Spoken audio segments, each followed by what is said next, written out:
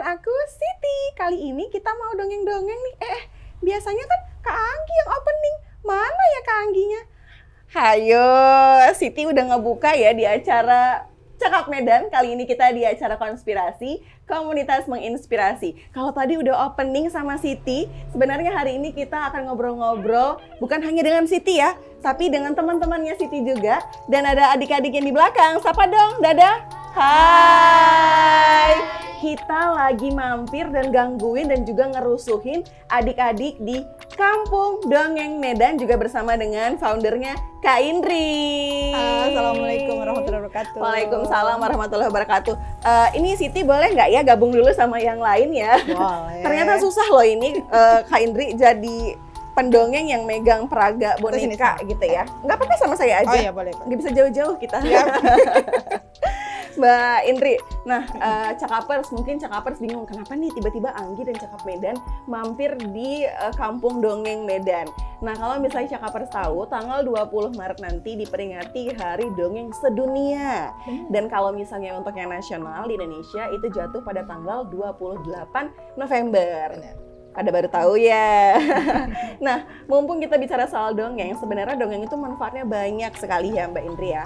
Kalau misalnya untuk moms nih yang para ibu-ibu, kadang-kadang atau misalnya ayah-ayah juga, papa-papahnya ngedongengin anaknya. Karena manfaatnya adalah bonding ya kan, memperkuat hubungan dengan anak, atau bahkan juga misalnya kayak memperkaya imajinasi anak, terus juga katanya bisa meningkatkan kecerdasan atau mungkin daya ingat. Tapi sebenarnya kalau misalnya Mbak Indri ini aku tanya, apa sih sebenarnya manfaat dongeng? Semuanya sudah disebut ya sama Mbak Indri tadi. Tapi bener ya, apalagi sih kira-kira manfaatnya?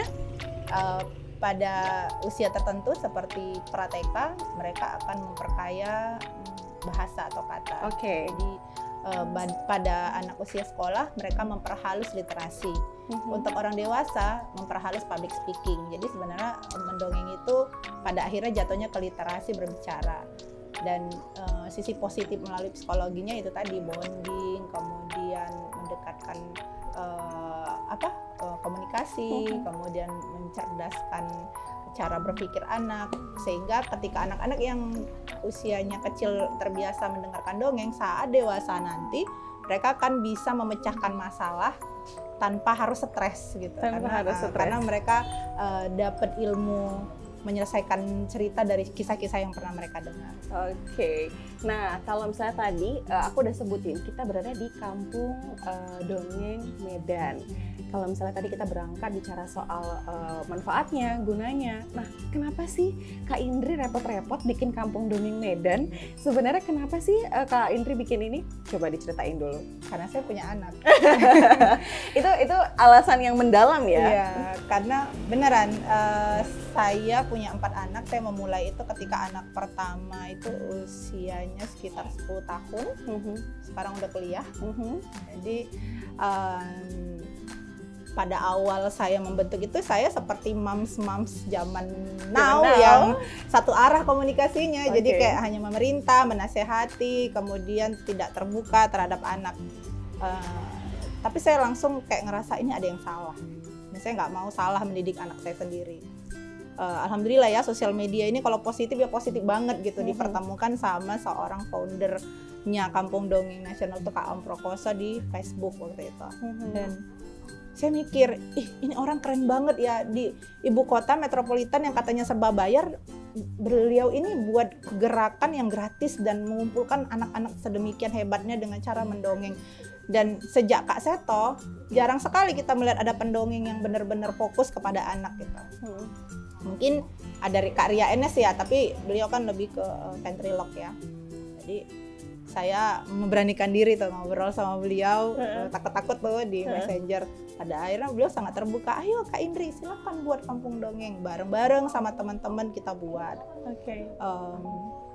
Dan ya awal-awalnya sulit diterima ya, tapi makin kemari orang jadi lebih terbuka dan paham bahwa dongeng itu bukan cerita hayalan, bukan cerita yang membohongi, bukan cerita yang tentang anak durhaka saja, tapi banyak manfaat yang dapat diperoleh. Dan sampai sekarang ini berapa cabang yang sudah dimiliki oleh Kampung Dongeng yang di pusat gitu ya. Kampung Dongeng Indonesia Ya. punya sekitar 250 titik seluruh Indonesia. 250 titik, dan kita bangga karena Medan salah satunya akhirnya punya kampung dongeng berkat Kak Indri. Tepuk tangan dulu buat Kak Indri. Ini tim hore saya berarti Iya, ya. benar. Nah, sebenarnya kalau misalnya untuk kampung dongeng sendiri, program-program yang dijajaki sama kampung dongeng itu apa aja, Kak? Baik yang di nasional dan juga di lokal Medan. Yang paling yang paling inti kegiatan Kampung Dongeng itu namanya Pekan Ceria. Sebelum corona, setiap bulannya kita membuat kegiatan ngumpulin anak-anak secara gratis, kita dongengin, kita buat aktivitas, pertunjukan, segala macam. Kemudian ada namanya Kampung Dongeng Keliling Kampung. Itu kita pergi ke kelurahan, terus ngumpulin anak-anak kelurahan, kita dongeng. Kemudian ada namanya Kampung Dongeng Keliling saja, itu ke sekolah-sekolah, kita datengin gitu. Ada namanya Kampung Dongeng Kado Peduli, itu namanya menjemput berkah ya. Menjemput berkah itu kita ngumpulin infak, lalu ketika ada bencana alam kita ikut bantu. Ya, jadi bukan hanya kegiatan-kegiatan yang sifatnya untuk anak-anak berdongeng, tapi juga dimaksudkan bahwa komunitas ini berdampak juga ya buat orang-orang sekitar. Buktinya ada kegiatan sosialnya juga gitu. Tapi kalau misalnya untuk di Kampung Dongeng Medan sendiri, di luar dari yang tadi sudah Kakak sebutkan, sebenarnya materi atau kelas yang disajikan untuk adik-adik di sini apa aja? Kalau misalnya hari ini kan saya lihat mereka lagi bikin prakarya untuk boneka tangannya. Boleh ditunjukin nggak ke kamera gimana tuh karya-karyanya? Wah, bangga dia. Ini karyanya Bang siapa namanya? Bang Langit. Bang Langit, boomingnya mana? Mau dibikin ya? Oh, boomingnya dan di ruang K1. Ini adalah salah satu bukti bahwa memang anak-anak dongeng di sini kreatif. Bahkan ketika ditanya namanya siapa Langit, boomingnya mana, dia bilang boomingnya ada di ruang angkasa. Luar biasa. Imajinasinya tinggi. Imajinasinya tinggi. Ini tangannya ternyata mukanya saya bekep dari tadi. Maaf ya Siti ya. Nah, ternyata kalau misalnya hari ini adalah ngebuat prakarya. Tapi selain ini apa lagi kelasnya? Sebenarnya ya kalau secara garis besar nih Kak, Kampung Dongeng Medan ini kegiatannya lebih ke sekolah-sekolah, mendampingi guru-guru supaya bisa menjadi guru yang lebih lebih santai dalam mengajarkan melalui cerita. Kemudian program pemerintah kan dia ada membaca 15 menit di awal sebelum pelajaran. Kemudian sesudah 15 menit sebaiknya menceritakan kembali apa yang dibaca itu. Nah, itu kita mendampingi guru-guru, dan saya sendiri karena fokusnya di kegiatan peduli, saya adalah ketua Kampung Dongeng Peduli untuk nasional. Saya lebih ke kampung-kampung Kak, kayak ke desa-desa yang mungkin nggak ada fasilitas begini kali ya di seluruh Sumatera Utara, dan kita ngedampingin anak-anak. Begitu juga kalau ada anak-anak yang kena kekerasan seksual, kemudian ada yang kena KDRT, kita dampingin lebih bercerita. Nah, karena pandemi nih, gitu 1 tahun udah pandemi, sehingga membuat kita nggak bisa ketemu sama adik-adik, nggak bisa ke sekolah, nggak bisa ke kado keliling kampung segala macam. Terus yang merajalela adalah sosial media yang begitu dewasa gitu yang merajai nih sekarang. Kita resah, apa nih jadinya yang kita buat. Akhirnya sesudah merapatkan ini dari November tahun lalu, Januari kita memutuskan untuk buat, kalau kita enggak bisa nih mendongengi mereka, yuk kita jadi mereka jadi pendongeng sekalian gitu. Makanya kita buat kelas mendampingi mereka agar mereka bisa menjadi pendongeng, sehingga paling enggak yang punya adik kakaknya yang dongengin. Masya Allah, gitu. Luar biasa. Karena kalau misalnya buat ibunya kan begini, kita kan Kak kerja Kak, kita juga sibuk di rumah. Ada banyak kerjaan di rumah. Gitu anak-anaknya yang kita bekali, ajarkan bagaimana membonding ke keluarganya dengan cara mendongeng. Waduh, luar biasa ya. Ternyata memang corona itu bisa memaksa kita untuk melahirkan kreativitas sesuai dengan program kreatif yang memang lagi diusung nih sama Cakap Medan. Nah, kalau misalnya tadi udah dijelasin sama Mbak Indri ya, ternyata memang kegiatan-kegiatannya ada macam-macam, khususnya gimana caranya biar bikin adik-adik ini bisa ngedongeng. Cakapers penasaran nggak kalau kita langsung aja ajakin satu anak untuk ngebuktiin ini didikannya Mbak Indri bisa nggak nih ngedongeng ya? Insya Allah. Coba siapa jagoannya di sini yang mau berani untuk ngedongeng? Ye, aduh banyak nih. Langit boleh dulu, temani dulu boleh nggak Langit? Boleh, Kak Alin dulu ya. Boleh, oke. Tepuk tangan untuk Kalin. Kak Alin boleh Siti, kembali. tepuk tangan dong Siti. Nah, di sini boleh nih. Nah, kali ini kita udah ada sama Alin, salah satu siswa dari Kampung Dongeng Medan yang udah belajar gimana caranya ngedongeng selama 1 bulan ini. Kakak boleh tanya nggak, 1 bulan ini kamu belajar apa aja sih di sini? Banyak belajar tentang gerakan, tentang perubahan suara, ada banyak lagi. Perubahan suara, emang ada jenis-jenis suara yang kayak gimana coba? Ada suara bindeng, ada suara berat, ada suara kayak suara besar, kecil, Sedang, sedang. pedes, nggak pedes? Nggak ya? Coba kalau suara bindeng kayak gimana? Boleh nggak dibuka maskernya? Kita ngetes aja boleh ya? Nah, cantiknya. Kalau suara bindeng kayak gimana? Oh gitu. Kalau suara kecil? Halo. Iya, kita jawabnya juga kecil. Kalau suara besar? Oh. Tepuk tangan dong buat Alinnya. Nah, gimana kalau misalnya, kalau tadi kan Alinnya ngetesnya dikit-dikit aja nih. Pada mau nggak dengerin Alin ngedongeng? Mau. Mana suaranya lebih kenceng lagi? Mau. Iya, oke. Siap? Siap. Berikan tepuk tangan untuk Alin. Ayo. Alin mau cerita tentang gajah dan pemuda. Di sebuah hutan ada seekor gajah yang sedang sakit. Ia sedang meminta tolong ke semua hewan yang ada di hutan. Tolong aku kesakitan. Namun semua hewan sangat ketakutan karena gajah tersebut sangat besar. Lalu ia jalan terus menyusuri hutan. Tiba-tiba datanglah seorang pemuda. Gajah kira itu adalah pemburu. Ia lalu berlari sekuat tenaga. Namun pemuda itu berkata, "Tunggu, gajah, aku ingin menolong kamu." Gajah masih ketakutan, namun pemuda itu mempercayainya. Akhirnya gajah itu percaya. Gajah itu diobati oleh pemuda itu. Lalu gajah itu berterima kasih. Pemuda, aku berterima kasih karena hewan di sini tidak ada yang ingin menolongku. Kamu pemuda yang baik. Lalu pemuda itu dan gajah berteman. Pemuda itu selalu menyamperi gajah ke dalam hutan dan mereka selalu berteman. Selesai. Alin umurnya berapa? 11 tahun. 11 tahun. Tadi itu ceritanya adalah cerita yang udah dipelajarin di kelas atau Alin yang buat sendiri? Buat sendiri. Buat sendiri. Ternyata benar kata Mbak Indri ya, bahwa cerita yang bisa didongengkan untuk adik-adiknya Alin nanti atau misalnya teman-temannya adalah cerita-cerita yang bisa ada pelajarannya juga. Buktinya ini ternyata saling menolong satu sama lain, berteman, sayang binatang, dan lain sebagainya. Tos dulu dong. Tos corona, gini. Kalau misalnya kita dengerin satu lagi boleh nggak ya? Boleh? Boleh, ada yang berani nggak satu lagi tapi dengan alat peraga? Langit bisa, Alin boleh kembali ke tempat. Terima kasih Alin, tepuk tangan untuk Alin.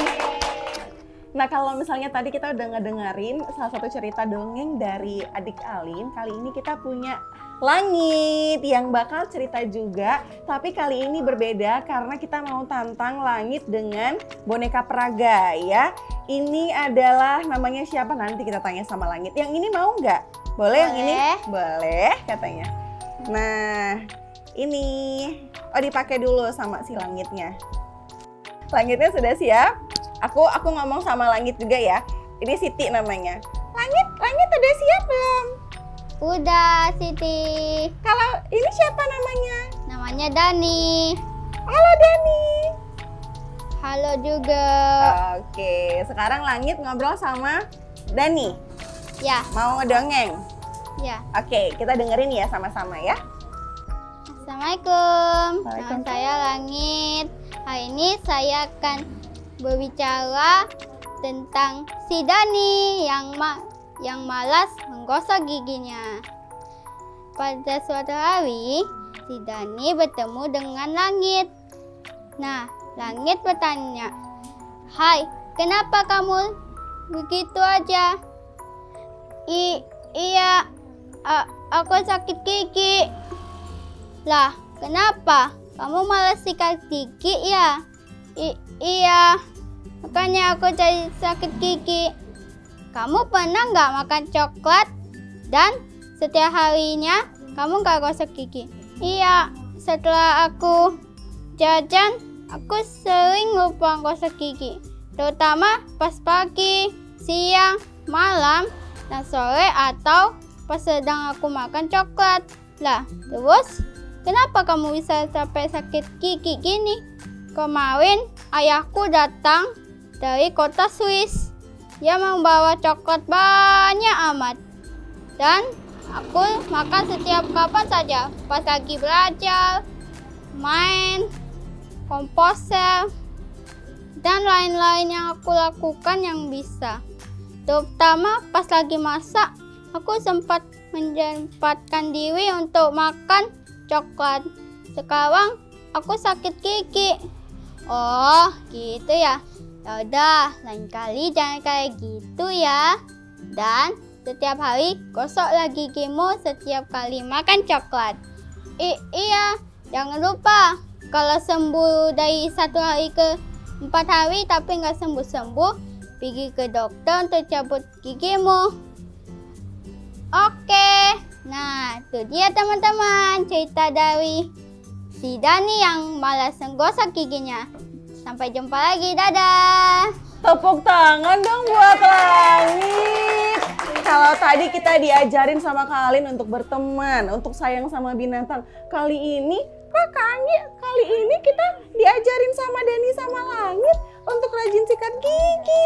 Bahkan ada tambahan ya, pinter. Kalau misalnya 1-4 hari giginya belum sembuh juga sakitnya, ke dokter gigi. Tos dulu dong. Luar biasa, terima kasih Langit.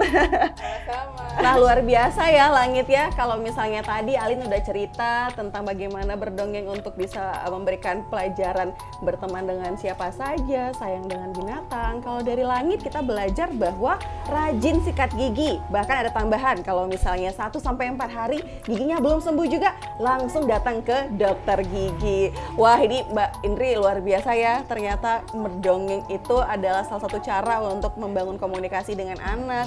Kemudian kalau misalnya mereka justru menjadi pendongeng yang bisa menyampaikan informasi-informasi dan juga nasihat-nasihat dengan teman-temannya. Tapi saya penasaran nih, sebelum kita tutup acara kita pada hari ini, boleh nggak Mbak Indri sedikit saja menyampaikan pesan kepada kita semua atau bahkan mungkin ke pemerintah Kota Medan? Kira-kira dukungan seperti apa yang diharapkan untuk bisa memajukan kegiatan berdongeng di Kota Medan? Saya pesannya sebenarnya untuk para ibu di luar sana, para pendidik, para pemerhati anak, mulailah menjadikan komunikasi di atas segalanya. Sehingga ke depan kita akan mengurangi koruptor, itu kan kurang komunikasi, akan mengurangi orang-orang yang punya masalah dengan dengan temannya. Kita kan sekarang tuh perbedaan itu senjang banget. Itu gara-gara apa? Karena kita kurang berkomunikasi. Atau komunikasi yang terjadi itu malah nggak baik. Harapan saya semakin banyak titik ramah di Kota Medan sehingga anak-anak bisa lebih nyaman bermain, akses terbuka, kemudian lebih sehat dan lebih membuat anak-anak kita tercukupi kebutuhan bermainnya, karena anak-anak yang sehat akan menjadi dewasa yang sehat juga, bukan hanya secara fisik tapi juga secara mental dan spiritualnya. Oke. Semoga Kampung Dongeng Medan semakin semangat untuk bisa menerbitkan, melahirkan pendongeng-pendongeng cilik yang bisa membanggakan Kota Medan. Aminnya mana?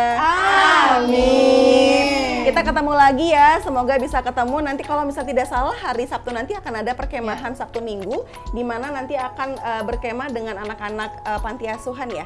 agak anak-anak di sekitar Tibrena yang kurang Oke, beruntung. yang tapi kurang beruntung. beruntung. Dan pada kesempatan itu yang akan berdongeng nantinya bukan kakak-kakak senior, Bukan. tapi adik-adik di sini. Semoga dilancarkan, semoga bisa banyak latihan. Nggak apa-apa kalau misalnya salah, ada kurang-kurang sedikit, karena semuanya dalam proses belajar. Terima kasih semuanya. Kita boleh dadah-dadah ke Cakap Medan.